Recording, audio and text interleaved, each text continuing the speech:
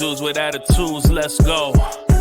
It's the two dudes and the attitudes, ruthless, aggressively speaking, so let's do this.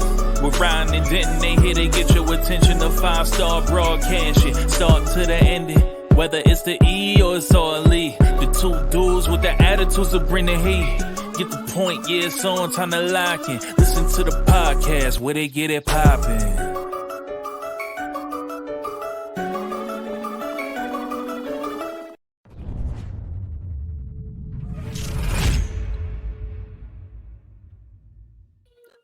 Welcome to another episode of Two Dudes with Attitudes, a wrestling podcast, AEW edition. As always, I'm the Heartbreak Dude, Denton, the dude of Wrestle Talk, a huge Luigi fan from Luigi and Mario, as you can tell.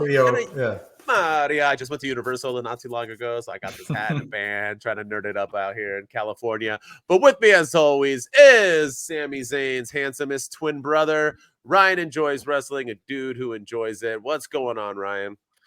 Not much, man. We're it's Saturday. We got a big slate ahead of us with NFL football, so it should be a fun weekend. And I don't know who I want to win. Yeah, I don't know who I want to win the Super Bowl. My wife wants the Chiefs to win because she's a Swiftie, but I'm a Broncos fan, so I can't bring myself to pull for the Chiefs. So maybe go Ravens. I don't know. Ew. Here's my thing, right? I really don't know. I really want the Bills to win because Josh Allen has been on my fantasy team for a few years now, and he keeps winning me championships because nobody ever picks him, and I always get them. So I'm all about the Bills, but I'm not gonna lie. I'm not gonna lie. I really am not going to complain if Taylor Swift and the Chiefs, you heard me, Taylor Swift and the Chiefs make the Super Bowl, because I think the entire world would blow up, and all those people on that side who don't like the NFL for certain things are going to lose their damn minds. Oh, yeah, I can't wait. We got Usher performing at the halftime show, Taylor Swift, crowd surfing, and I'm kind of wanting to sign up for it. If I'm not going to watch my team in the Super Bowl, I might as well have some. You know what? To the haters. Yeah. You got me convinced. I think I want it to be Chiefs versus the Lions. And now we get Swift and Eminem. Like that's a collaboration waiting to happen. You thought her feud with Kanye West was bad. Like Eminem is gonna obliterate her, but she's also probably gonna give it right back. So let's make it happen. Let's make it happen. Swift versus Eminem, Chiefs versus Lions. The only problem is they're both going to lose this weekend, so that's the sad part. The Lions shouldn't have beat the Rams, and I'm glad the entire world has come to the conclusion that those refs cheated us out. Everybody in the world has admitted that now. The Lions are going to get mopped, and I want Jared Goff to win, but I think they're going to get mopped. They're not that good. They shouldn't have won last week, and now they got the Buccaneers, who are their defense, man. I'm telling you, Baker Mayfield, redemption time. Dude was getting counted out. Yeah, and you probably think that he probably won that whole deal with Cleveland too. I mean, he played for your Rams last year for a little bit. He played for my Panthers for a little bit. He helped us out the Rams at the end. Yeah. Yeah, and now he's gone farther than the Cleveland Browns. So 100%. He owes us for that too, because he was the nothing. McVay believed in him, brought him in. He won a couple games at the end of our terrible season, and that made everybody go, "Oh, he can play!" And he got that big deal with the Bucs, and look at him now. So you're welcome, Baker Mayfield. Also, I don't want to just so you guys know, whoever's listening, it wasn't just the refs. The refs were a big part of it, but McVay is also the softest play caller in the history of the NFL. If you ever watch the Rams games, we never blow anybody out because he refuses to play it tough. He's not a Bill Belichick. He plays it soft. He punted and 3 minutes left of the game at a 4th and 8. He refuses to try to take chances. He does. McVay is he's a great coach, and he won a Super Bowl, and I like him as my coach, but he's also the softest coach in the world. So when it comes to crunch time, that's why we always lose games, because he does not know how to coach to win. Super Bowl, when we lost to the Patriots, we should have won that Super Bowl. He just calls soft. He just doesn't understand. Probably the worst Super Bowl I've ever watched too was that Rams. What's wrong with a 10-3, 13-3 Super Bowl? Boring. It was 3-3 going in the last 2 minute. It was awful. Yeah, and then Julian Edelman had a catch that hovered. It was I don't know what the heck, how he caught that ball. I don't know to this day. No. Well, that's how it always is. But Jared Goff also had 2 passes in the end zone that Super Bowl in the 4th quarter where both receivers dropped it. So we could have also won that Super Bowl too. But anyway, let's go. You ready? AEW. We're going to talk about a lot of drama and news going on right now. So as always, Ryan, hit us with the good stuff. What's going on around the world of AEW other than their booming 891 rating that is that's got everyone. Woo! Yeah, everyone's creaming their pants about it. So. We can just skip the 891 rating. That was so good. 891,000 Yeah. people. That's a Sunday Night Heat rating. Yeah, go Raw ahead. and SmackDown are quadrupling that, but yeah, let's Yeah. let's celebrate the little things. But I think the big news right now in the world of wrestling, outside of AEW and WWE, but it's kind of adjacent to them, is Okada, Kazuchika. I think that's how you pronounce it. Okada is leaving New Japan Pro Wrestling, and he released a statement basically saying his goodbyes to NJPW, and he is going to be a free agent essentially. And everyone on the social media, on the X sphere, the TikTok, the Instagram world, here on YouTube, everyone is just trying to figure out where he's going to sign next, where he's going to go. Is he going to go to the WWE and be a global, make a global company even more marketable by having the best New Japan wrestler probably in the company's history show up in WWE, or is he going to go where he's comfortable and stay with AEW, with whom he has worked with before? So it's just it's a fun time right now to be a wrestling fan, because now you have options, and he may not go to either one. He may show up at TNA. We don't know, but there's a lot of options out there for Okada. But I have a feeling WWE is kind of like the San Antonio Spurs, where they believe in building through the draft, whereas AEW likes to build through free agency. And I think AEW is the spot for him to go, because I think WWE just believes more in their homegrown talent, the Performance Center. They may make him go to the Performance Center and kind of work the U.S. style, the American style of wrestling for a little bit. I don't know. I'm just spitballing here, but will they pay him enough to come over? That's the question. Or do they want to use their Performance Center and build some of their stars and then have AEW take them and do whatever they do with them? So it's just, that's the big news right now, is where is Okada going to go, WWE or AEW? Here's the thing, right? This is how I feel. I'll make it quick. He should not go to WWE. He should go to AEW. It makes no sense for him to go to WWE. Japanese wrestlers, I know we're saying that some are booming right now. They don't usually have phenomenal careers in WWE because WWE does not know how to use them. AEW, Tony Khan, literally, there was rumors about why people were leaving the company, bookers and stuff, because he wanted to make AEW New Japan Pro Wrestling. That's what it is. No stories, no promos, all wrestling, nonstop. That's what New Japan Pro Wrestling is. Why would he go to WWE? WWE is, and the thing is that if he goes to WWE, he'll be a mid-carder, right? Yes, he will. Sorry, fans. He will be a mid-carder and do literally nothing other than have some good matches, and everyone will crap on it saying, how dare they use him?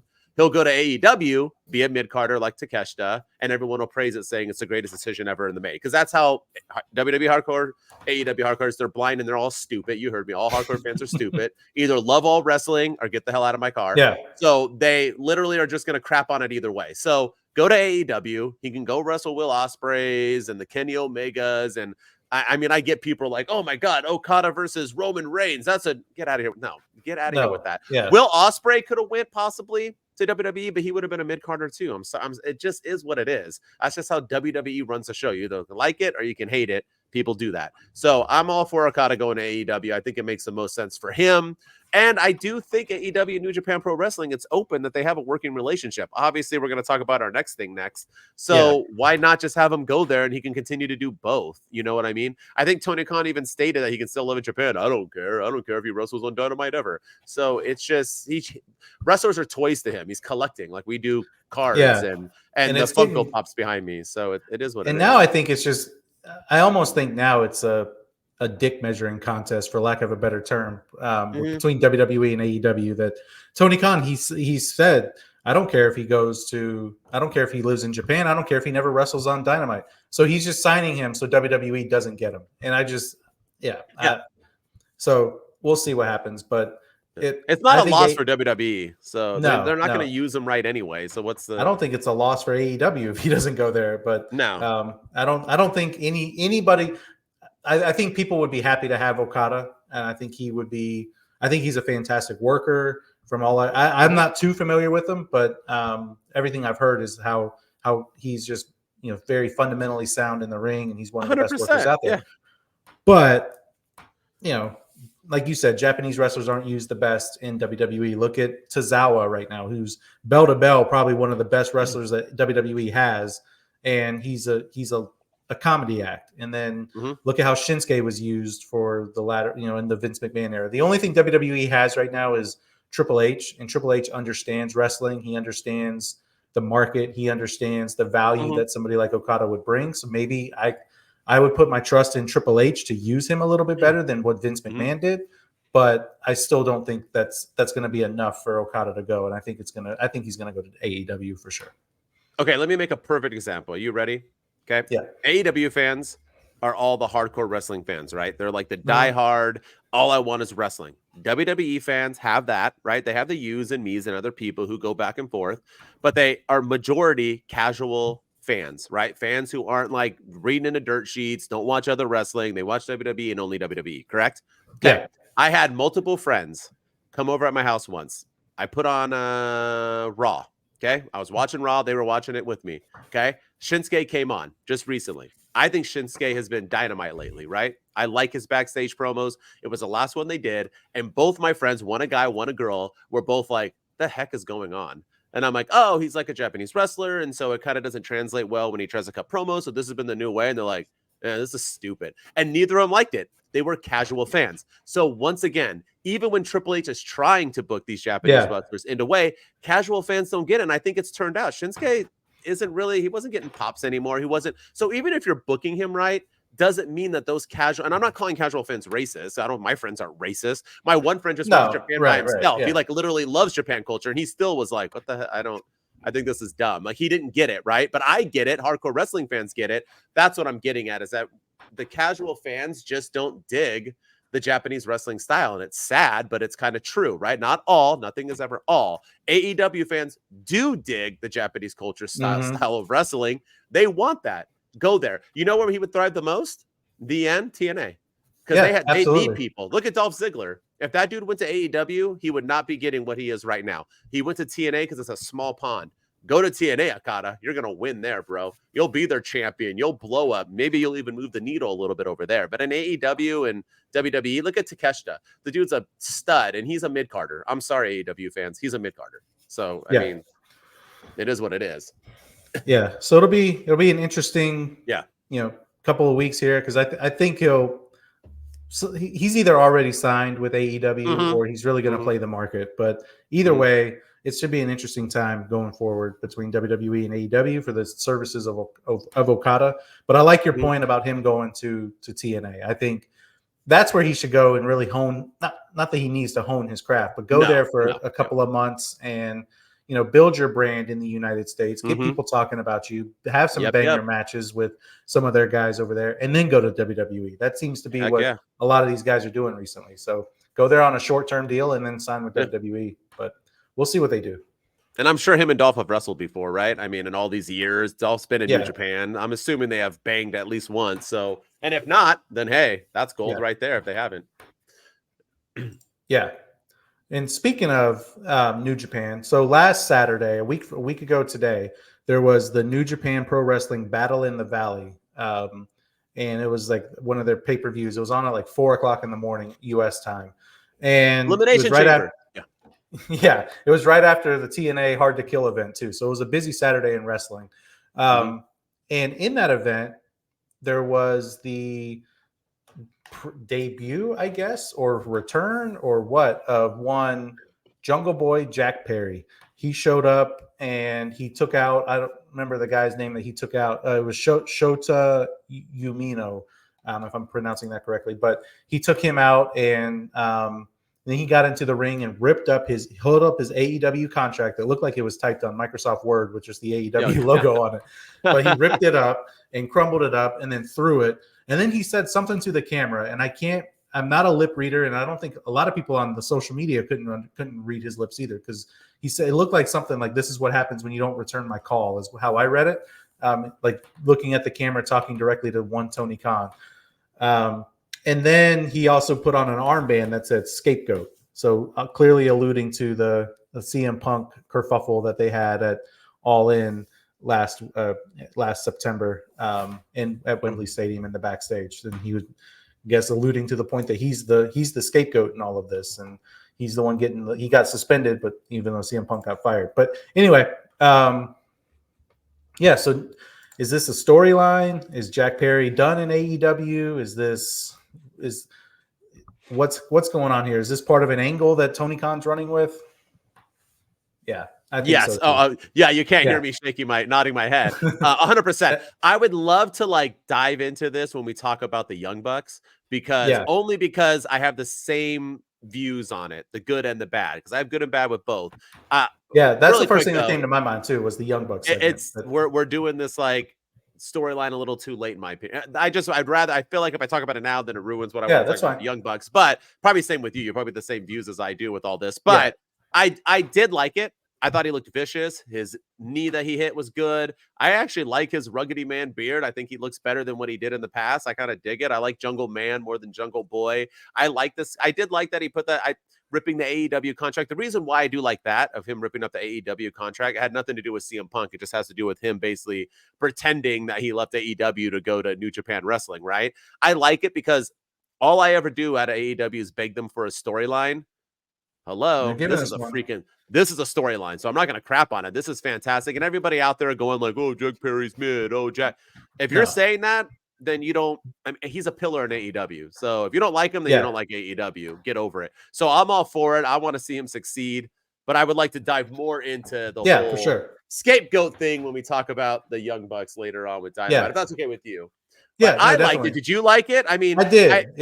And it gave. I had no idea New Japan Pro Wrestling had a pay-per-view going on, and that made me realize it. And then I looked it up and got to check it all out. So it really put my eyes onto the product. And that's what you want, right? Yeah. And it was Jack Perry that did that too for me too, because I know that name. So I was like, oh, I thought he was with AEW. What's going on? And then I saw he tears up his contract, and I'm all about this. I want to see more of it. I'm curious to see. I wish they would have. We'll talk more about it when we get to it, but I wish they would have followed up with it a little bit more on Dynamite and Collision and talked about it, like the shocking developments in New Japan with former employee Jack Perry. I know they're probably trying to treat it like we can't talk about him because he's not under contract, but I do wish they would have hinted at it a little bit more, just to further the angle. Because now what do we have to do? Wait until the next New Japan Pro Wrestling pay-per-view to follow up on this angle? Like that's the one thing, because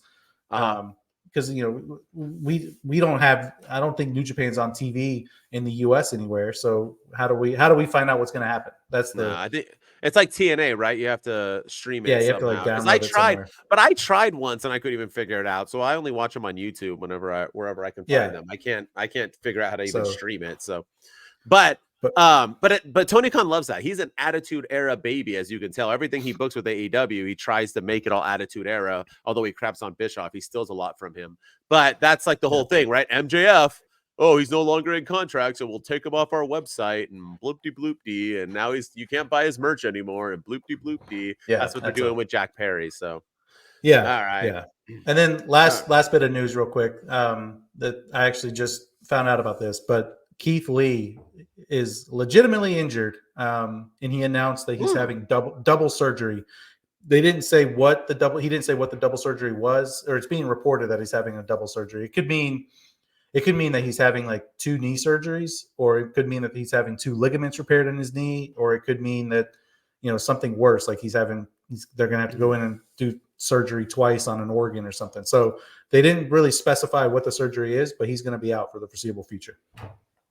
Maybe they're not doing things correctly in their performance center. Hey, just kidding. Well wishes, Keith Lee. That was a making fun of all you AEW hardcore ignorant people who crap on WWE. But here's the thing. Also, the injury. Let's just talk about it. I know this is AEW edition, but Seth Rollins also supposedly tore something, his MCL. Yeah, he's going to announce it on Raw. Nobody knows, because I guess it already came out that he's only going to need 6 weeks or so to recover. So he'll be back for Mania, but are they going to take it from him? This and that. But we'll talk about that next episode of WWE, and with this Monday Night Raw being jam-packed. And with that said, we're also going to do a Royal Rumble watch-along. So you can watch it on YouTube, Twitch, wherever you stream us. We're going to do a WWE Royal Rumble watch along as well. So I just want to keep throwing that out there so you guys know to tune in. It'll be our first one. We're not expecting a ton of viewers, but we're going to start doing this to build that viewership up. We're going to start doing watch alongs every PLE. So let's, other than Elimination Chamber, unless you guys want. I mean, I'll do it at 2 a.m. I can give 2 craps. I live alone. Yeah. I live alone, so I'm down. I ain't got nothing to. I'll do Elimination Chamber. I'll do the Saudi stuff. I don't. Yeah, I'm all about it. I'm down. So, we can do it. All right, you ready for Collision? We got to get into it. We're moving through time already. All right, Saturday Collision, which we're about to watch this week already. That's how backed up we are. Yeah. All right, 60-second or less recap. Let's go. Adam Copeland opens the night with his open challenge. He defeats Lee Moriarty, but don't worry, he's still coming after Christian Cage. Jericho and Sammy want the titles. The Mogul Embassy defend their 6-man tag titles. We will have the Bullet Club versus Mogul Embassy at Dynamite. Dustin Rhodes defeats Willie Mack. Now we'll get Christian versus Dustin at Dynamite for the gold. Hangman Page defeats JD Drake. Deonna Purrazzo defeats Red Velvet. Hook beats some guy in a minute. In the main event, the House of Black defeat FTR with Daniel Garcia. And that's our 60-second Collision recap. Let's go. It was quick, too. There wasn't really much. It was just kind of like some all 20-minute matches except for one, and then we moved on. Collision kind of happened. Not a lot really went down. Apparently, after the show, Adam Copeland was dancing with Daniel Garcia, and that was pretty entertaining. He did the little dance and all that, but I don't know what they're doing with Adam Copeland, because I like that he's helping out some of the younger guys and some of the younger up and coming talent. I like that he's working with. He went against Shane Taylor and Lee Moriarty, and I do like it. I do like that he's still coming after Christian Cage, but then they all came out at the end, and like with House of Black and everything with FTR, and everybody was just beating up each other. It's just feels really directionless at the moment. That's the thing. Like I'm not going to crap on Adam Copeland for wanting to wrestle the nobodies and the up and comers, but. It ain't doing anything. This is not pushing storylines. It's not made. That's once again the thing with AEW, right? I'm looking at this week's Collision, tonight's Collision, and it's just a bunch of random matches. Like we have no direction. I know people crap on WWE for having like the same people wrestle. Like, oh, we're gonna get Ray versus Dominic versus Miz at Raw. But at least there's like story. There's like a reason. Yeah. We're just at minus the House of Black and FTR. What was all these matches were lit? Okay, for one, let me ask you: how do you have an open challenge when you're not a champion? I'm confused. Yeah, that's what I don't understand. Adam Copeland challenge, whatever. He's not a champion. What is it? So you're just like getting your shot. Also, wouldn't real big time wrestlers want like? Why is like not bigger wrestlers not like? Why is Jericho not wanting an open? Like, if you're gonna wrestle, like, why are people not like wanting this? Why are only the Rampage wrestlers like excited about this? That's really like that's what I don't understand. Got me in a weird like, what is happening? So like you said, Collision just happened. Like Hangman Page is trying to get this title run, so let's put him up against JD Drake. Like, no offense to JD Drake, but what what did that do? Like, even Dustin Rhodes, man, like, oh, we're gonna have him fight Christian next, so let's have him have that match against Willie Mack. That's gonna push him through the moon. Like, what are we doing here? I just don't understand. Even the Hook match. The Hook match didn't do anything. I don't even know who he wrestled. No, it did nothing. Yeah, it was 1 minute. The guy's name was Kevin Matthews. Was the guy's name? But like a 1 minute match. Like that's. Like I wanted to see more offense from Hook and see like let's give us a preview of what he's capable of, not just go out there and beat somebody down. And that's supposed to make Samoa Joe shiver me timbers. But like I don't know. This was Can I also talk about the production? And I think I brought this up before, but the production of Collision, and which was Battle of the Belts as well, is so low. Like I usually watch all of AEW at once, so I won't get spoilers. I'll watch Collision and Dynamite all at the same time. Usually, sometimes I'll watch Collision live or right away, but most of the time I try to watch them together. Their production quality, like, I don't know if Tony Khan gives Collision $100,000 a week and he gives Dynamite $1.5 million a week. But Dynamite is like, gotta pay the allowance. Right? Like when I watch Raw and I watch SmackDown, I'm not like, whoa, like Raw's the B show for our the quality looks the same. Like Collision looks like it's recorded like in a back alley with no lights and no like. It just doesn't feel like it just looks bad. And now it's turned into like random like. Remember, Collision was supposed to be like the it show. Like Dynamite, at least, like even if it's random matches, at least they're having titles and pushing matches and having like big time wrestlers. Like Collision just really feels like a Sunday Night Heat. For those of you who don't remember Sunday Night Heat, it was like a random show they put on Sundays with all the mid wrestlers just to fill up time and space. Or even a better example is Thunder. Like when Thunder came out with Nitro, it had no money put into it. It looked low quality. It had random people. It was like we can't fit them on Nitro, so let's put them on Thunder. That's what this feels. Yeah. I'm just not in it for like. Are the matches bad? No, but it just feels like that's what it feels like a house show. Like let's get a bunch of guys to kind of get used to each other and wrestle for fun, and then we won't move any storylines. Am I wrong? I mean, I just you're every week. I think I completely agree with you. I think the production value of it is really low, and the thing is I actually like the Collision set better than any set that they have. I like it better than the Dynamite set. I like it better than the Battle of the Belt sets. I like it better than some of their pay-per-view sets. I like the color scheme of Collision. I like the set, the stage. I like all of it. It looks really, really good. So they spent the money there, but then the rest of it just feels really low quality and low budget. We've talked before about the volume issues. We've talked before about the Keith Lee doing the and cut. You could see the director in the scene with Keith Lee when he was talking to somebody. Like we've talked about that before, but just the overall quality of the show, it just feels like, again, like you said, it's a house show. There's no clear direction. Like what from Collision made me want to watch Dynamite? The Hook match sure didn't make me want to watch Dynamite on Wednesday. The Dustin Rhodes match didn't make me want to watch Dynamite on Wednesday, even though he was going up against Christian Cage. Like it just, I don't know. They need to work on getting people excited about from watching one show, getting them excited about the next show. And I don't really feel like they've done a good job with that on Collision. I agree fully. Fully, but let's just go right into Battle of the Belts 9 because it was basically the same show. The one thing I kind of like about Battle of the Belts and when they do Collision is that they always like have it go into it. Like there's always something happening like that fades into it. So the show ends and it's like a System of a Down album. Like every song like blends into each other. It seems like one giant song, although it's like 9-10 different songs. I like it. Like they just started the tag team title match with the brawl outside. So I do like that. So let's talk about it. Battle of the Belts 9, 60-second recap. This is even less than there was like two things that went on. It'd be like 15 seconds. Yeah.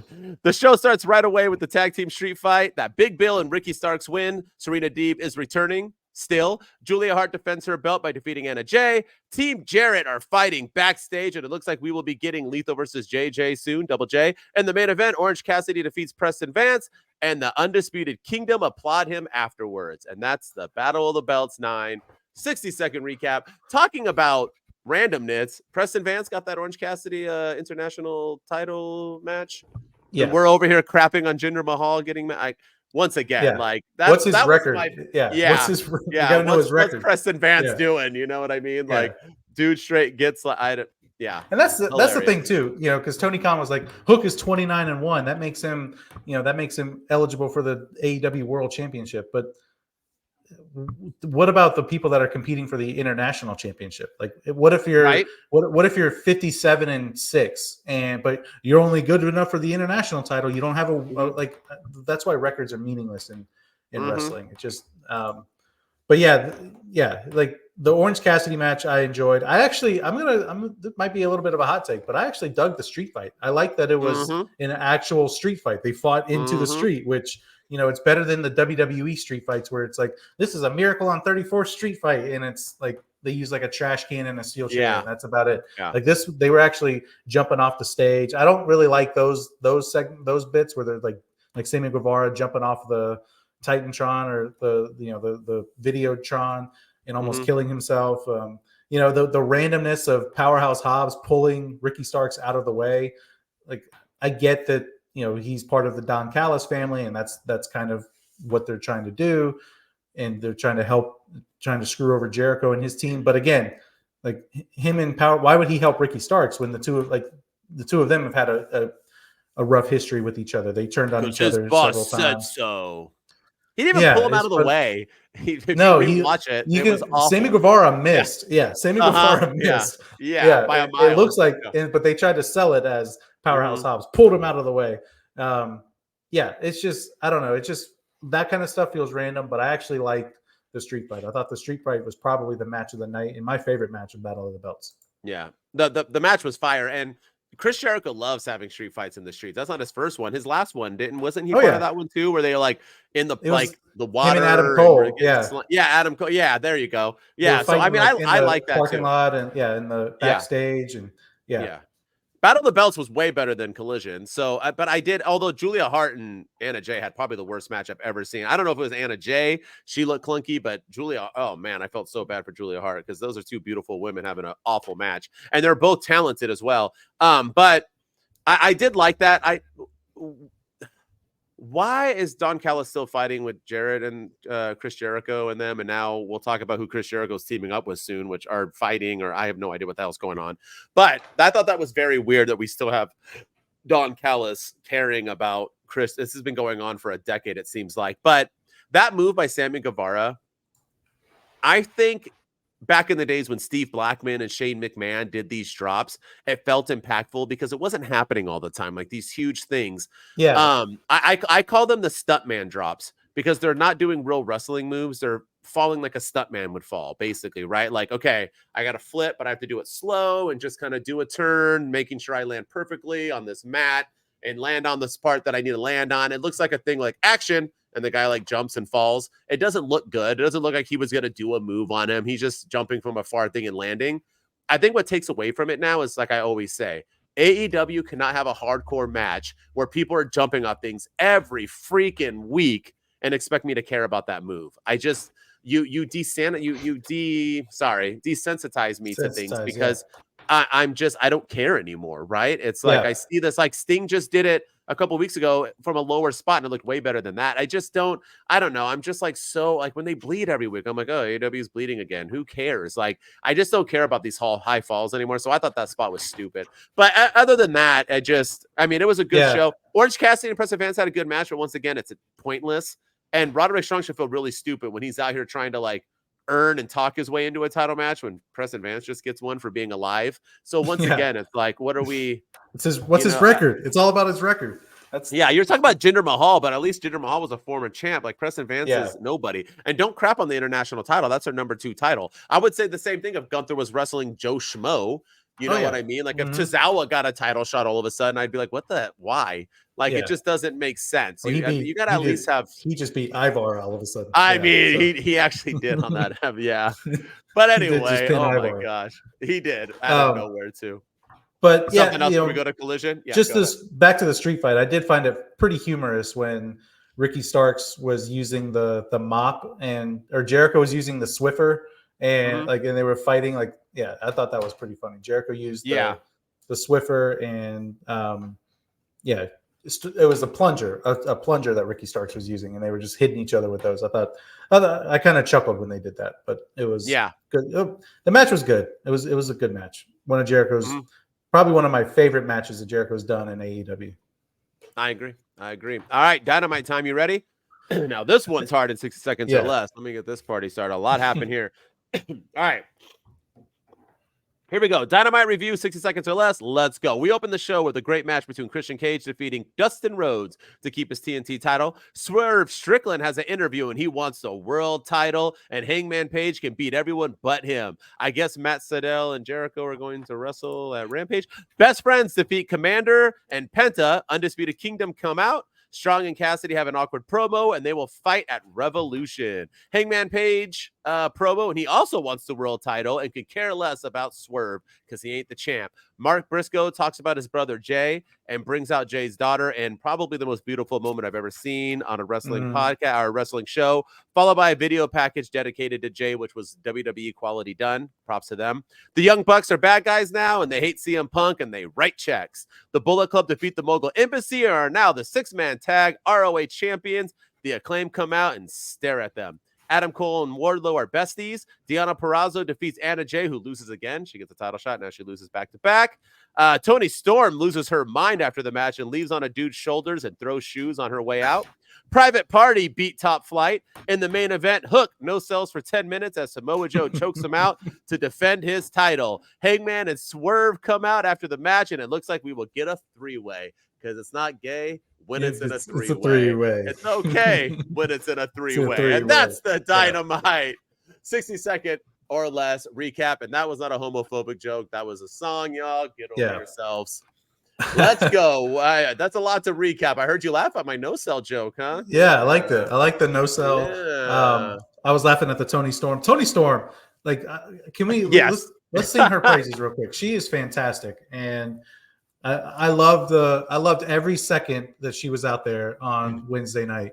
I'm not usually a fan of like guest commentary, but she was hysterical with, she was patting the guy's head thinking that was Tony Schiavone. And she was like, "Oh, you never looked better, Mr. Schiavone." And like just the way she pronounces things, she calls Deonna Purrazzo Donna Purrazzo. It's just, she's a treasure. And what she said something like, "Whatever you're doing with your feet down there, do it harder." Like just the stuff that she says, it's just so funny. And then what did she say where she made them break? Her and Renee was interviewing Deonna Purrazzo, and she said something, and they both could not stop laughing. Yeah, and I'm like, dude, you can't be laughing that. She's like she's once again like Sami Zayn, not R-Truth, Sami Zayn, where she's gonna kick your ass. But she's also a comedic act. That's why I was trying to say why I don't like R-Truth in the Judgment Day, because he's just a comedy act. He's not serious. This chick is like serious. And I will keep apologizing. I said I wasn't feeling her. I never said I wouldn't, but I said I wasn't feeling the character. But now that they're giving her the time and the day, she is 100% leading the way in AEW right now. She's the best thing going on in AEW. Yeah, I don't remember what she said specifically, but I remember them breaking, and then she threw the shoes at them, and they threw the shoes back. She wasn't, though. She was taking them up and hanging them to Mariah May to throw them at her. It's just hilarious. And then her leaving on the guy's shoulders was just all of it was good. I mean, so we'll give AEW some credit there. They're striking gold right now with Swerve Strickland and Toni Storm, and they need to keep it going. I also volunteer as tribute. I would love to carry Toni Storm around on my shoulders. So I would like for her to just pat my head and tell me just tell me on how good I am. Yeah, right. But right. The other let's talk about. Are we going to talk about the elephant in the rooms, or you want to talk about other things? What do you want to do? No, go ahead. In the room. Yeah, let's talk about. Let's talk. Let's talk about Young Bucks. I'll let you start. Go ahead. Young Bucks. They cut a promo. So yeah, so they did a backstage segment with Renee, and they did an interview where they got like 5 minutes into the interview, and then they're like, "Actually, I don't mean to cut you off, but you need to address us by our birth names, Matthew and Nicholas Jackson." And it was just really weird. Then they started talking about how they're EVPs now, or they've been EVPs, and it's time that they start taking the job seriously, so I think somebody once said that in 2022 at at a certain press conference that but and then they started talking about Sting, and why are they going after Sting? Well, Sting's a model employee. They started talking about, it was weird. They were talking about like former cancerous employees, aka one CM Punk, and then like so why Sting? Sting's great. Sting's fantastic. We love Sting. He's a Dynamite employee. He's just a chip off the old block. But they don't make him like him, and we want to end him. So I don't know. It was really weird. And then I am wondering like what this is leading to, because we talked about this with Jungle Boy.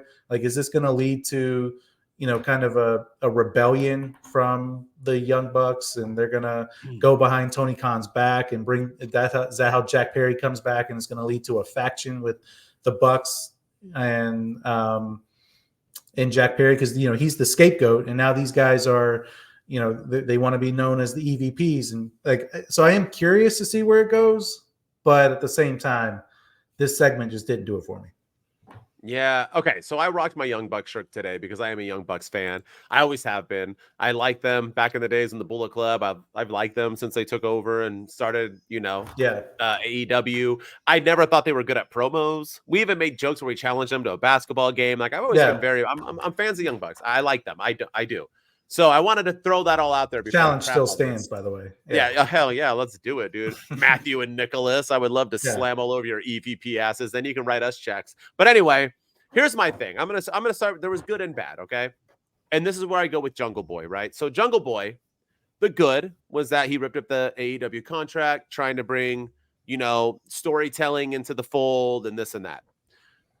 the good in the Young Bucks segment, the EVP thing is fine. Okay. And even they're purposely trying to look like pedophiles because they are, right? That's their gimmick, right? The clothes and the mustaches. Yeah. Because mustaches are in now. If you don't believe me, almost every AEW star has a mustache now. WWE dudes, people on social media. You're welcome for bringing the mustache back, y'all. You're welcome. But their mustaches are like thinner and smaller. They're purposely trying to look like two dudes that can't be next to an elementary school. Okay. That's perfectly fine. You think they're doing that as a shot at WWE because of Vince McMahon? Vince he McMahon, has 100%. That mustache now. 100. Because they're in charge. 100%. And he looked like a pedophile. They're trying to do that thing. I'll give them that. If there's one thing fans hate, it's authority figures. They always have. Minus Nick Aldis right now. Fans hate authority. They always have. Ever since Vince McMahon and Stone Cold Steve Austin, the authority figure has become the bad guy. They've done it in TNA. They've done it in WCW. The authority figures are always the bad guys. Good gimmick. I don't mind it. I don't mind the cockiness of Renee, who, gosh, she is gorgeous, by the way. Moxley, you are a god. Just her interviewing, I'm just like, I lose focus watching Renee Paquette. She's just such a beautiful woman. And she's really good at her job, by the way. Major props to Renee Paquette for showing WWE that she can do this damn thing. But anyway, I like them like taunting her, making fun of her, this and that. They even brought up like her kid, not in a bad way, but like in like a, I don't know, like we feed you, we write your checks or whatever. I like all that. Here's my negatives with everything. Okay. Same thing with Jungle Boy. My first negative. Where was this 8 months ago? Yeah. Why the hell are we bringing up CM Punk? Okay. And they are. Both of them did. Scapegoat, that's CM Punk. The whole cancerous, and that's why we're going to wrestle Sting because he's part of that, I think. I don't know what the hell they meant. Made no sense. Why are Tony Khan? So here's my thing. CM Punk supposedly made people bleed and get beat up in the back, although Samoa Joe has now come out saying that was a joke fight. And everybody has exaggerated it. He's like, that was not even a fight, is what he quote unquote said. So nonetheless, you know what I mean? Sorry, DJ Khaled or whatever rapper said. Woo Kid. Yeah. Woo Kid. Yeah. DJ Woo Kid. Oh man, from G Unit days? Yikes. That was like, it's like from the early 2000s. Anyway, so why are we're making CM Punk the good guy right now? And we're making your own wrestlers the bad guys because they're heels. So we are literally turning CM Punk into a good person. He left and now blah, blah, blah. Now they're the bad guys. I'm confused on this gimmick of what they're doing or why they're even giving CM Punk a time of the day. Here is once again the difference between AEW and WWE. CM Punk goes to WWE, mentions AEW 0 times. Doesn't talk about it. Maybe he'll throw a little like innuendos, but they don't talk about it whatsoever. They don't need to. AEW, Tony Khan is the prime suspect of this. They go on Twitter and they are trying to relate to the 15 freaking fans they have on Twitter who have names of AEW Nuthugger and AEW Fanboy and WWE Blows My Nuts.com and all this. Like, they're literally trying to, because there's all these big TikTokers right now. I can throw their names out, but I can care. I mean, I have nothing against them, but they're hardcore AEW fans and they're like loving this stuff, saying like, yeah, look at Young Bucks. They're getting that heat. WWE fans are so angry. Oh my God, look at the heat. They're not. Why are you trying to relate to people who are going to watch your product no matter what, and to the people who don't watch your product? WWE hardcore fans don't watch your product. They're looking on Twitter and they're realizing what the Young Bucks are doing and they're making fun of you. That's not good heat. You are trying to, why don't you focus on your product and your stories? Why are you focusing to two different demographics that aren't going to push your ratings? And this again is why AEW will struggle forever and never become the WWE, never be WCW, or never exist in the million+ ratings every single week, because they don't try to sell to the casuals and non-hardcore fans. Why do you care about the Twitter people, Tony Khan? This is the stupidest. Everything they did was good until they brought up CM Punk. Everything was good that Jungle Boy did until he brought up CM Punk with the scapegoat thing. Bro, let it go. Nobody cares at all. No one in AEW thinks that's cool. Like, yeah, CM Punk is out of here, and now you're going to kill all those cancerous people. So there's more CM Punk people in AEW? So we're still not having a good backstage? Like, what did this do? Why am I invested in the Young Bucks right now? Honestly, why? Just be dirty EVPs who are going to take down the man because they don't like it. Didn't even have to bring up CM Punk. You could have just brought up the fact that for the past 5 years, Tony Khan has taken over AEW when it should have been your show. And he ran Cody Rhodes out of the building, one of our original EVPs. So you know what? F you, Tony Khan. We're going to take over this place and beat everybody you love or like or this and that. Yeah. That's a way better storyline than bringing up CM Punk. I don't get why they have to bring up CM Punk. And all the AEW fanboys on Twitter are like digging it. Yeah, take it to the man. To what man? The only people that watch AEW are AEW fans. Who are you like? Yeah. You got to get people outside of AEW to tune into your product. You have to. I'm sorry. Or you'll never grow. You have to. Yeah. Sorry. I completely agree. And I think that, to me, I appreciate them trying to tell a story. And so I want to see where it goes. I want to see the follow-up of it. But that's also my problem with this story too, was the follow-up, because then later on in the night, they did a vignette of Sting and Darby Allin. And, it was just last week where the Young Bucks came out and interrupted Sting. And that whole promo this past week on Dynamite was, we're going to take out Sting. We're going to take out Sting. We're going to be his final opponent. And then the Sting and Darby Allin vignette is, we're going to be AEW Tag Team Champions going into AEW Revolution for Sting's final match. And it's like, they didn't even mention the Young Bucks. They even showed a picture of Big Bill and Ricky Starks. So is that, and then Excalibur was like, well, who will be their final opponent at Revolution? I thought it was already established that it was the Young Bucks. That was like, to me, it was just the execution of it all it was like, they meant to press play on the Young Bucks, but they accidentally hit the Ricky Starks video instead. Yeah. And it was just like, the whole thing was just really weird. They didn't even mention the Bucks in that little Sting and Darby promo that they did.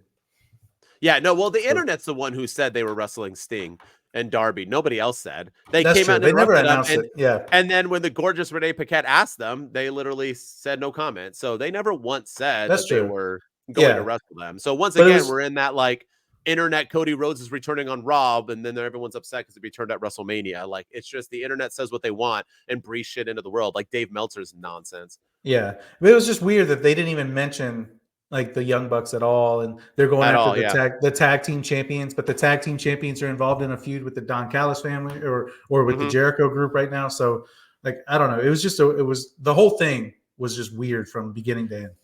But why would you have Darby and Sting become tag team champions and then relinquish the belts? That just sounds like a waste of. They're 97-0. Why didn't they win the tag team titles a year ago? I'm confused. What's their record?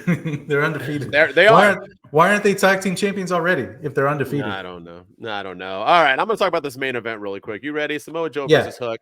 I'm going to say it here. I already said it on TikTok, so I don't care. I hated every second of it. All 9 minutes of it, I did not like. I didn't like 1 second of this match. I know I'm an outlier. My boy Patrick told me I was stupid. I know you were going to argue me, but I liked nothing about this. And the reason why is because I made a post before this match happened. So I'm not making this crap up. I made fun of no selling. I hate no selling. The reason why I always have problems with the AEW matches, because they make 5-star matches, Dave Meltzer bullshit, now being no sell matches where they'll do, a Canadian Destroyer 18 times in a row and everybody just kicks right out of it. Or they do 7 finishers and the dude kicks out of it. Or they do like finishers, you can get super kicks 75 times, but you just keep bouncing right back up. Like, nothing is sacred in wrestling matches when it comes to AEW. WWE just did it. We had a super kick by Jimmy Uso. He super kicks Randy Orton, who hits the mat, pops right back up into an RKO and pins him. And it's like, that's like Jimmy's finishing move, basically, is a super kick. And he just totally no-sold it into an RKO. And all the fans are like, yay! I'm old school, man. Here's what it is. Oh, fantastic. Oh, no. Here's my thing. Oh, gosh. I hate it. And now it's contagious, right? AEW has brought it over to WWE now. We're like, back in the days, the only person to ever kick out of finishers, possibly Hulk Hogan. And that's when he had to Hulk out, brother. And The Rock and Stone Cold started doing it. But that shit happened at WrestleMania.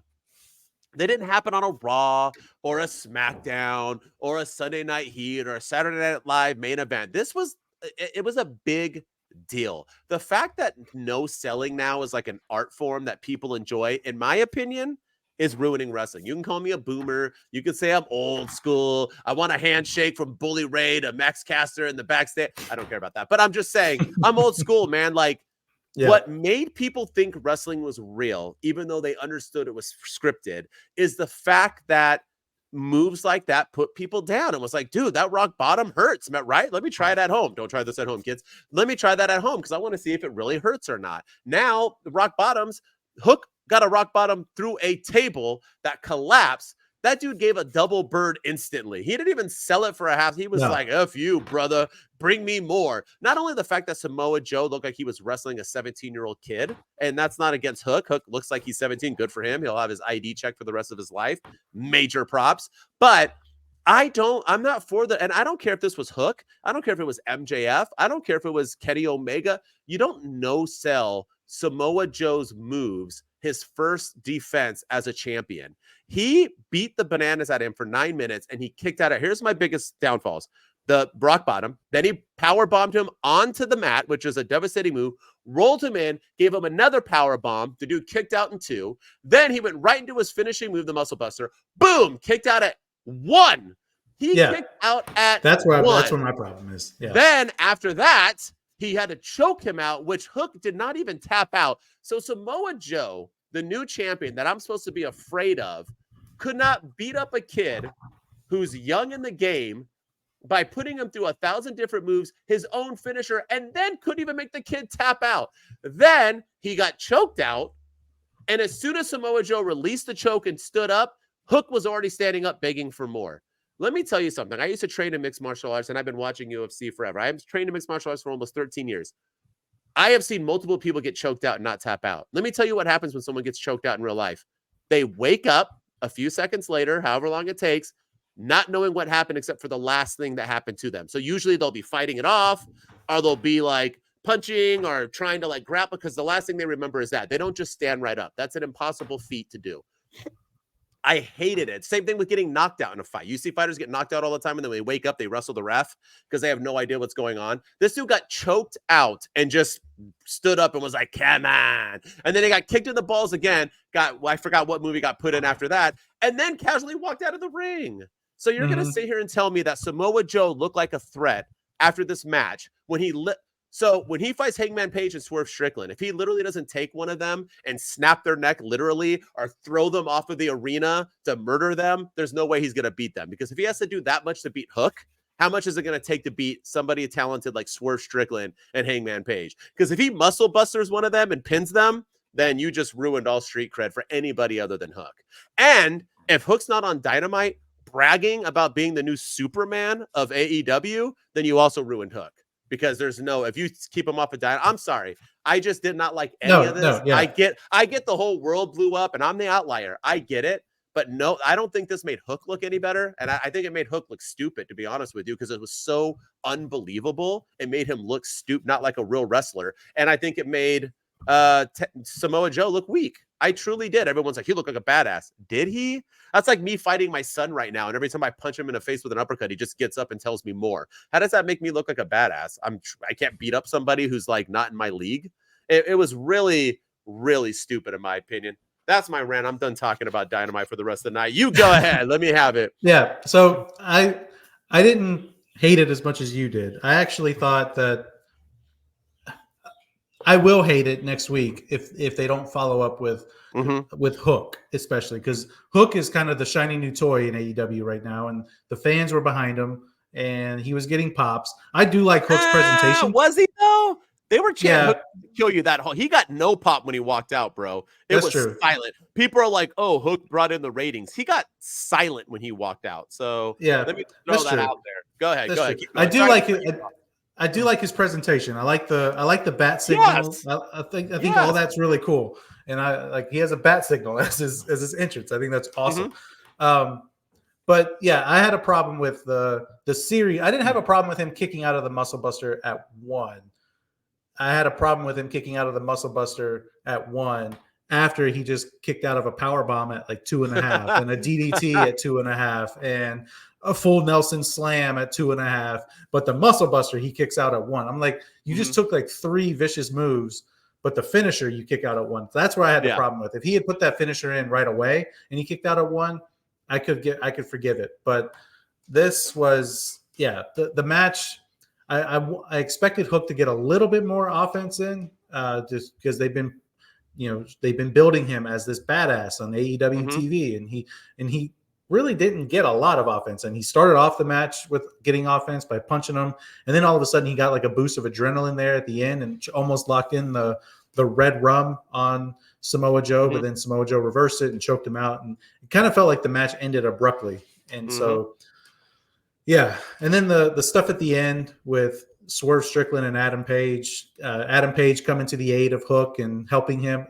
The no selling stuff really bothered me, though. It really did, because Hook just got up as soon as Samoa Joe got up after the match was over.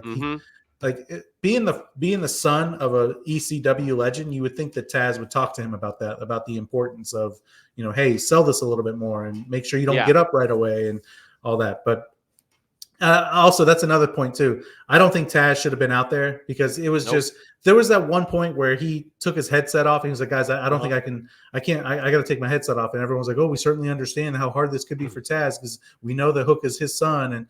But then he put the headset right back on and we started talking again. And watch his son get pummeled the whole, and not defending him, and and Samoa Joe even did the Taz walk for a little bit there. It was like clearly taunting him, and I wanted to see more of the father-son relationship between Taz and Hook. And but yeah, my question is what happens from here? Like, where does Hook go from here? And the only thing I can think of, because I don't think he can't go after the international championship, because that's Orange Cassidy and Roderick Strong right now. He's not going after the TNT championship because that's Christian Cage, and Adam Copeland's coming for that. So where does he go? The only thing I can think of, and I don't even know if they're a thing anymore, but the Blackpool Combat Club for Hook. They're wrestling all over Collision and Dynamite. Yeah. But are they still a thing? Because they were, they haven't really shown up together, and Moxley hasn't been on TV in a little bit, and Danielson is. They're all back. They were all in Japan, but I think the Blackpool Combat Club would be a perfect spot for Hook to go, because they like guys that can take a beating, and clearly he took a beating and he handled it well. And then it would also drive a wedge between Hook and Orange Cassidy, because if he joins the group with John Moxley, he hates Orange Cassidy. They're two rivals, and Hook and Orange Cassidy are clearly friends. So you could have a little story going on there. So I think that's probably the best bet for him to go, but we'll see what they do. He has to be on TV next week. You can't do a backstage segment, can't do an interview. You have to have him come out into the ring, have him beat somebody else or wrestle somebody else, and then have him cut a promo or something and brag about how, he took Samoa Joe to his limit. Yeah, him joining the BCC is a good idea. He could also defend the title he has. Why doesn't Tony Khan just make it official? I don't know, like the FTW title. Real. Here's my thing too. I want to do one more disclaimer on this: is that I am a fan of Hook, a huge fan of Hook. Me too. Go back and listen to this podcast. I've praised him forever. A year ago, I talked about how I was upset that they weren't pushing him to the moon then. So I do like Hook. Just because I hated this match does not mean I don't like the wrestler. Samoa Joe, I've stated 1,000 times that this dude is a star. He always has been a star. I wish WWE would have gave him a World Heavyweight Championship, and I think he can do beautiful things with this AEW Championship. I think he's going to lose it pretty quickly. I think he was just the guy in between, but I hope not either, because he is good. So, and he deserves it. He's cocky. He's believable. Man, when a Samoan in the wrestling world is just a scary thing. Roman, Samoa, they just look like they can truly just beat the bananas out of you. That's why I didn't like this match, because I don't see why you couldn't have Hook in a 9-minute match, get a bunch of offense in, have it go back and forth, and then have Samoa Joe do a couple big moves, choke him out, and win the match. It would have gave you the same exact ending that Hook did great. He got offense in. He took a beating, but still won. I just think the way they did this match was stupid. It did nothing for either guy. Really quick before we go into our segment two, Christian Cage and Dustin Rhodes. That match was announced, and I laughed. I literally laughed my little ass off. Holy cow, was I wrong? These two dudes brought it. That was, to me, the match of the night. So props to Christian Cage and Dustin Rhodes for bringing a damn banger. I was like, 2 90-year-olds wrestling? Puh, why? Don't waste my time. Holy cow, did they bring it. Good on them. I feel like we say that every time that Dustin Rhodes is in the ring. We're like surprised that he can still go. And because I said the same thing about his match, impromptu match against Swerve Strickland at World's End. It was just, this is going to be a squash match. But that man, like he's like wine. He's just better with age. He's better now than he was with Goldust. And that was a banger of a match. There was some, there's a lot of cool moves, and I'm still digging the kill switch and Christian Cage thing. I'm curious to see where that goes. Nick Wayne took a nasty bump, and I loved it. I loved all of it. That was a great match. I did. Good stuff. All right. And then the last thing too, before we move on. Let's go. Yeah, just one quick thing. What are we doing with these 6-man ROH titles? Because now Bullet Club Gold finally has gold, but but the Acclaimed are also the trios champions. So like, what's going on there? Are we going to do a title merger? What a unification match? But people are saying that, but ROH is still a thing. Here's my thing, right? Which I don't like what AEW does. When NXT and WWE were mixing guys, so when Becky Lynch got the title, NXT Women's Championship, and when Dom got the North American, they were wrestling on both shows. They were promoting the belt on Raw or SmackDown, and then they would go over and defend it on NXT. Is that what we're doing with the Bullet Club now? Are they going to be on ROH promoting it and wrestling matches? And like they gave Dominic and Becky the titles to push the NXT product. I feel like we just give AEW guys ROH titles to not push ROH and just to defend it as another because everybody needs to be a champion. I thought this was a mess. The Bullet Club Gold just deserve real damn gold. I'm sorry. The whole internet being like, "Yay, he finally got like Jay White finally got a AEW title." No, he didn't. He 100% did not get an AEW championship at all. So sorry to break it to you. He didn't. He has an ROH title. So it's just, I thought it was a miss. I mean, combining why? Because then what happens to ROH? Is ROH a thing or not? I don't know. So if it's going to be a thing, then make it a thing. If this is to hype them, so now the Bullet Club Gold can push ROH on the AEW show and go defend the titles. If not, this is stupid. So this is my opinion. I completely agree. No, I agree. I don't know what they're doing with the Acclaimed. Like the Acclaimed is more focused on Bullet Club Gold and aligning with them than they are the Devil and Adam Cole and that group, and they threw them through a window. And same thing with Bullet Club Gold. They're more concerned about what's going on with the Acclaim than they are about the guy who pushed Jay White down the stairs. So I agree. There's just a lot of misdirection right now. I agree. All right, let's get into the segment. You ready? Yeah, I got music for this one.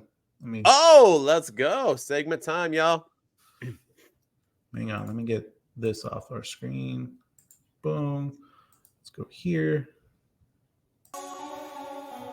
Unpopular opinion, trying to get them. They ain't hating, just listen. If you don't agree, man, they get it. They gon' say it with their chest, even if you upset. They can take their heat, none of this get some stress. This is something they been holding in. Two dudes ain't afraid to tell them what it is.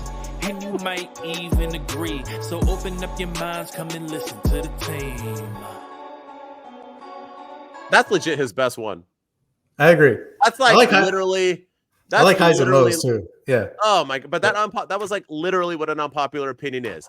Us taking an opinion that is not popular, and if you guys hate it, so what? We get it, and you're allowed to have your opinion. We're allowed to have ours. That was the best one. That's 100% what unpopular opinion is. It's that people are allowed to have opinion, hardcore fans, and can see both sides of the spectrum because we see both sides of the spectrum. We don't crap on AEW or WWE. We like them and we hate them when they do good and bad things. And that's why these are unpopular opinions. You ready? I have like so many, so I'm going to have to decide what I want to use. I've got a couple too. As always, let's go, Mr. Handsome himself. Ryan's going to start. Let's go. All right. So just following up on what we were just talking about with ROH. I think Tony Khan's had it long enough, and I think it's time that we have this discussion. But I think he needs to dissolve it. I think he needs to dissolve Ring of Honor. It no longer needs to be a thing. The last pay-per-view was Final Battle, and the way I look at it, it's almost reminiscent of the WCW, WWF, ECW invasion, where it was all, with the exception of like Booker T and RVD, it was all WWF guys going up against WWF guys. They were just on the alliance team. And that's how I look at it with AEW and ROH. It's just AEW guys are going to ROH TV, and they're ROH, guys from AEW are coming over to defending their championships on Collision and Dynamite. And I can't keep up with it. I can't keep, we have two women's champions in AEW. We have Athena, who's the ROH women's champion, and then we have Toni Storm. We have two television champions in AEW. We have the new women's television champion. I don't even know who she is.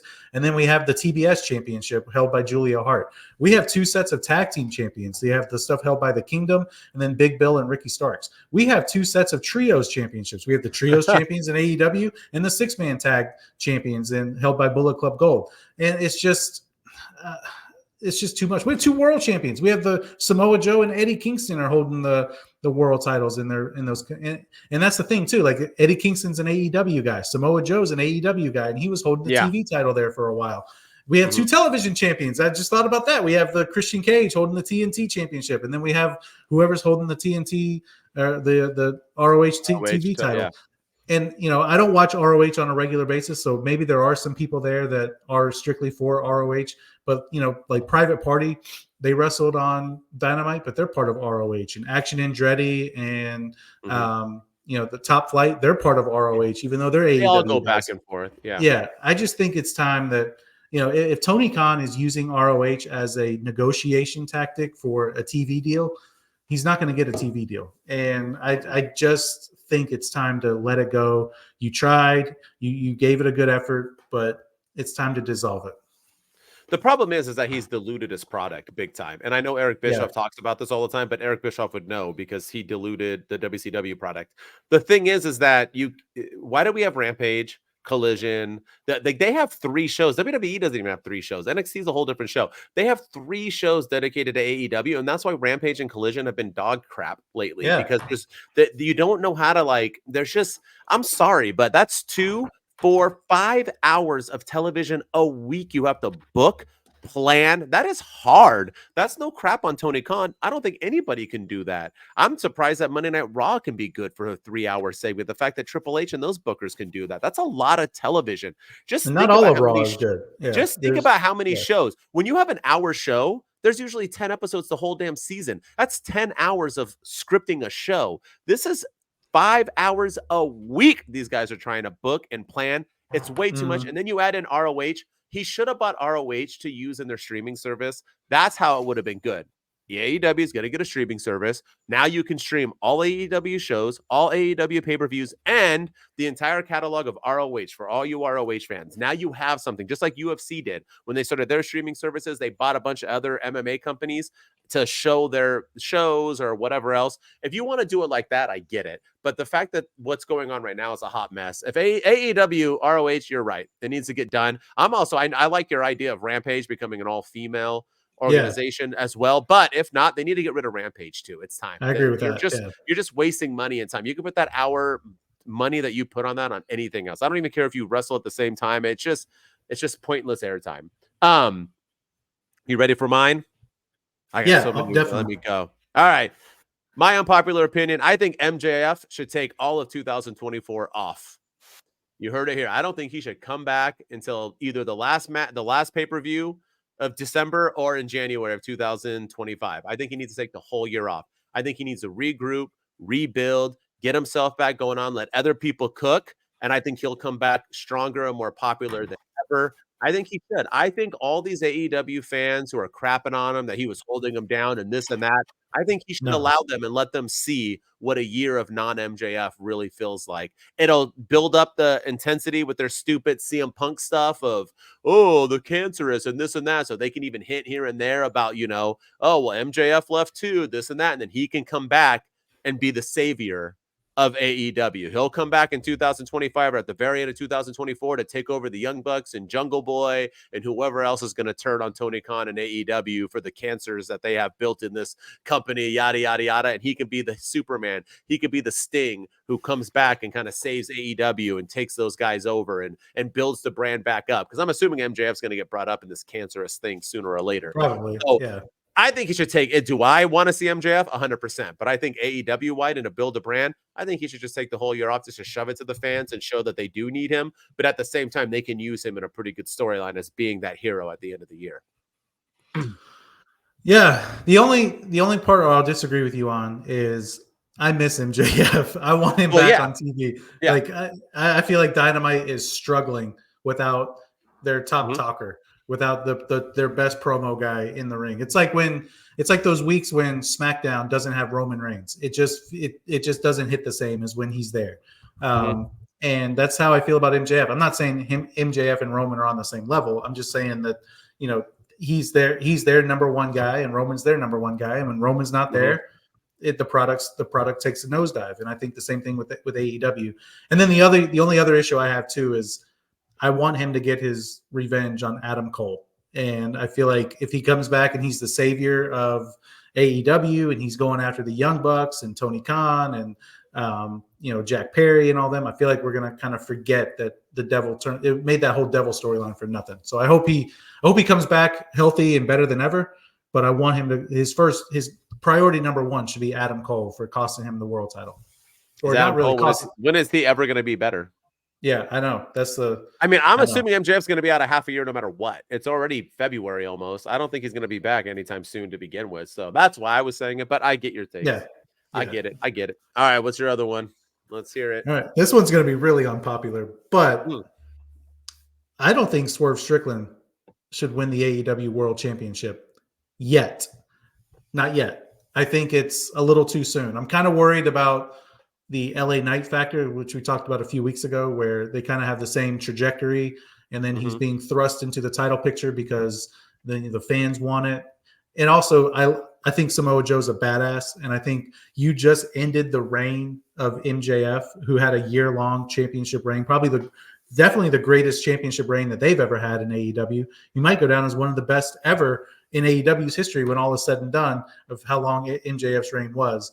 And you're going to have Samoa Joe be a transitional champion and probably drop it at Revolution. I just think it's too soon for him to drop it. I don't think it's Swerve Strickland's time. I do think he should win it by the end of 2024. I 100% agree with that.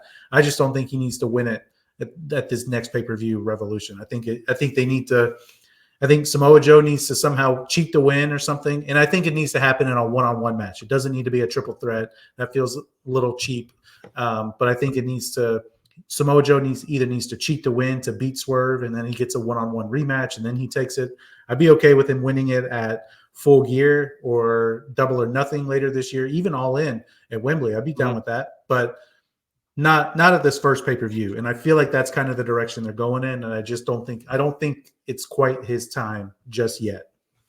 I fully agree. I think they need to let Samoa Joe cook more too. I think in this triple threat at Revolution or wherever it's going to be, I think Joe's going to pin Hangman Page. So I think they're going to continue on that. Whole Swerve loses things and triple threats not getting pinned. I don't see Swerve winning yet. I think Joe will move on to other people too moving forward. Maybe even a Wardlow or somebody else. I don't know. But I agree with you. I think they got to let Swerve cook more too. And I think Joe needs to have this title reign at least for 4 to 6 months at least. Yeah. For sure. It'd be like when Roman dropped the belt. If Roman drops the belt to Cody, and Cody drops it 2 nights later on Monday Night Raw, and then they're just playing hot potato with it. It just doesn't make. We don't need to have a long reign. I agree. All right, my last one. I got so many. Let me see. I'm gonna go with this one. Unpopular opinion. I actually think Orange Cassidy should drop his title to Roderick Strong at Revolution.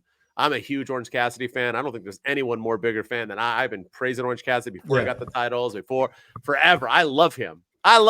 He's been champ forever. I don't even remember him losing the belt. I feel like he's had it for like 2 straight years now. And the Kingdom, they're just not doing it for me. The only thing they have going on for them right now are cool shirts. Their logo is pretty dope. I'm not going to lie. The Undisputed with the crown on it. It's pretty sick. But they need titles. They need credibility. I think Roderick Strong beating Orange Cassidy is a good start for that, to build that credibility. So I think it's a no-brainer that Orange Cassidy's got to drop this belt to Roderick Strong. I think they need something. If he loses to Orange Cassidy, what the hell? Well, what are we doing here? So yeah. I think that's a good opinion. I think I think it will help Orange Cassidy too to drop that belt, because I feel like he got better after he dropped the title to Jon Moxley. He got a lot more serious. He got a little bit more animated with his character, and it kind of developed him a little bit more. And then Moxley got hurt, and then Orange Cassidy had to win it a couple weeks later. But I completely agree. I think Roderick Strong is the perfect person for him to drop it to, and then you can build a new rivalry with, because he was Orange and Jon Moxley was your feud of the year in AEW last year when we did our predictions. This could be the feud of the year this year if they do it right. So I think a long-term feud with Orange Cassidy and Roderick Strong would do wonders in a dominant group. Yeah, I love it. I agree. All right. I think we got to go. We're way over on our hour. But yes, dude, that was our AEW weekly recap and episode. Like I said, for all you WWE fans and AEW fans who also appreciate WWE, we will be doing a watch-along for the Royal Rumble the night of. It's fun stuff. We're going to be drinking beers and things, and we're going to be talking about wrestling. We have fun. We do jokes and talk, but we do talk about the product. We don't just talk about ourselves and ignore what's going on in the ring. We have a good time.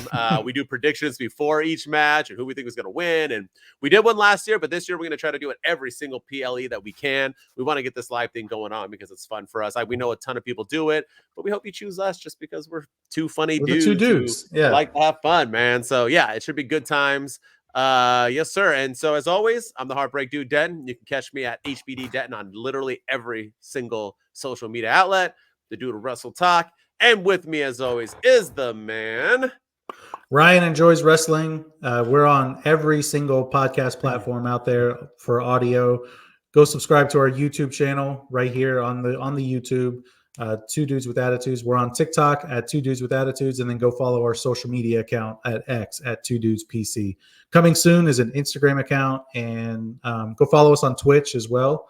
But yeah, we're trying to take this thing to new heights in 2024, and your support is much appreciated. I agree. Two Dudes Wolfpack. We out. We'll see you next week for WWE. Two dudes with attitudes. Let's go. Two dudes and our attitudes ruthless, aggressively speaking, so let's do this. We're riding